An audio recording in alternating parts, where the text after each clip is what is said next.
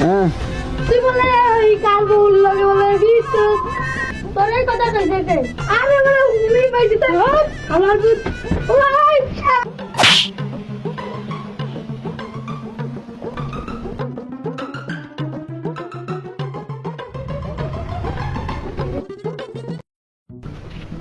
না ঠিক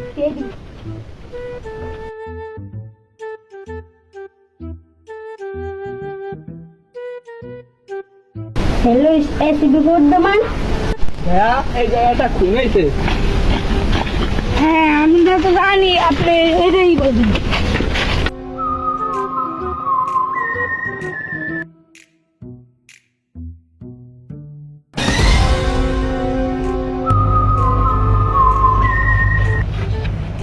এই নিরিবিলি জায়গা থেকে ফোন দিয়েছে আমাদেরকে।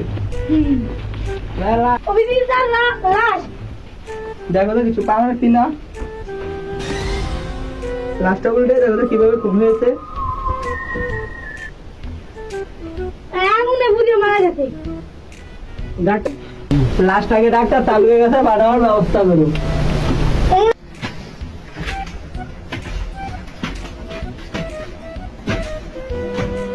ওর কি হয়েছে স্যার? সামুকে স্যার আর কি হয়েছে? বেশি কিছু হয় না, এখনো পুরা বেশি দিতে মুক্ত হয়ে গেছে। এই গরমে আমাদের বেশি উঠতে দেয় ওই তা আগুনে পুড়িয়ে।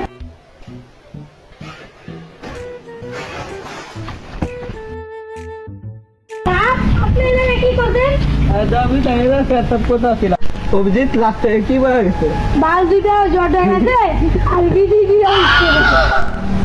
হ্যালো অভিজিৎ, লাশের খুনি কি পাওয়া গেছে? না স্যার এখনো পাই নাই, তল্লাশি চলতেছে।